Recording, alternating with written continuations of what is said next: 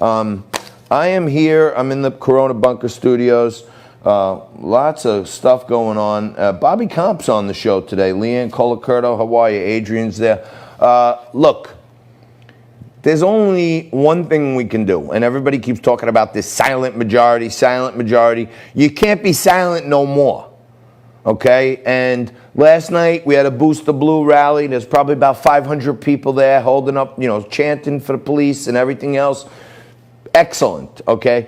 But 500 people in Staten Island ain't gonna do it. Across the country, we gotta start showing that the silent majority's fed up. Desgraziata, morta. We're stuck in the houses. We're quarantined. Wear a mask. Don't wear a mask. Hydroxychloroquine. No hydroxychloroquine. I can't curse, but it's all a load of bull something, okay? And we all know where I'm going with this. It's all turd, man. It's straight turd. And, the silent majority's got to start speaking up. All these polls, these lame polls from the left wing, come on already. Come on. These polls are a joke. They're not even putting the margin of error on the bottom of the polls on MSNBC because they're so humiliated that Joe Biden can't break 51% in a rigged poll. Okay, it's like there's more Republicans than there's more Democrats than Republicans to begin with. So if you just poll registered voters, there's more Dems. So of course you're going to get a higher percentage on the Dem side. So it is freaking bizarre, okay?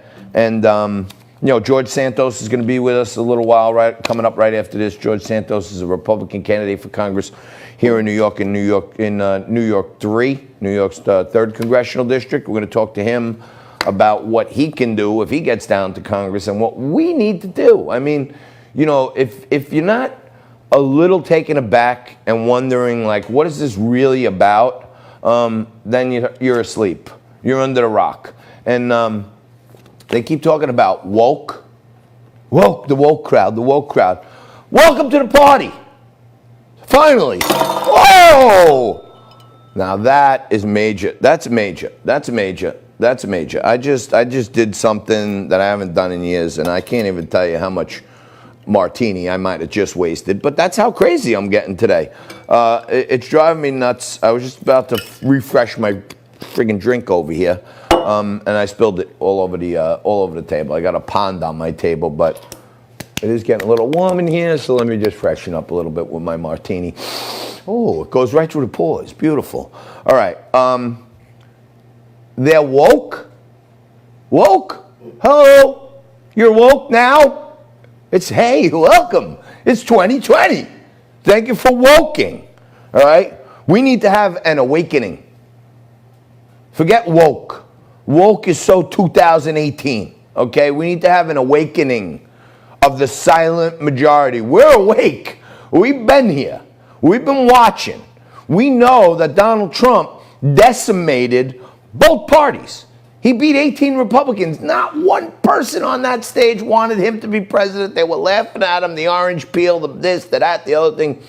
Smoked them all. Smoked everyone, 18 candidates. Guy never ran for office before. Bang. What did he do? Went in there and B-slapped Hillary. Okay? They were laughing their way to the bank. She was already calling up, the Sandinistas and the Marxists and everybody saying, come on down. She was fitting the Oval Office for new rainbow curtains, okay? And Donald Trump comes out of left field, boom, off the top rope like Jimmy Superfly Snuka, bam, right on the head, okay? Then Haystacks Calhoun, he taps him in, and Haystacks Calhoun just comes in and sits right on her chest. That's how we got our president, but you know what? There's a lot of sharks in the swamp. And any way they can, they want to go after this guy. So if you think that there's not a deep state behind the fomenting of the black lives and the fomenting of the stay-at-home orders and the masks and everything else, it's all a big plan. I'm telling you. I mean, I engage in conspiracy theory often. And how much time is left in this segment, Jess? 1 minute. For the final minute, I'm going to defer to my alter ego, John Cronkite, to bring you up on all the news you need to know. And the guy's a little stiff, but okay. Filling in for John to end this segment, I'm John Cronkite, and here now the news. The Dow Jones Industrial Average is facing a serious dilemma this morning, as it was down 100 as we came into the hour. It's now down 370. My alter ego, John Tobacco, had noted from time to time that he still thinks the market is going to crash, and I don't technically agree with him, but he has been right before. Bitcoin is in a wonderful range here at 92.50. And the more consolidation it has between 9 and 10,000 builds a beautiful support level as people begin to realize that we are manufacturing digital dollars out of thin air, and Bitcoin actually has a finite supply. We'll get more into that a little later on. We'll bring you up to speed on all the news you need to know. And Johnny Tobacco will be back right after this with George Santos, candidate for New York's 3rd Congressional District, right here in New York City. More Liquid Lunch right after this.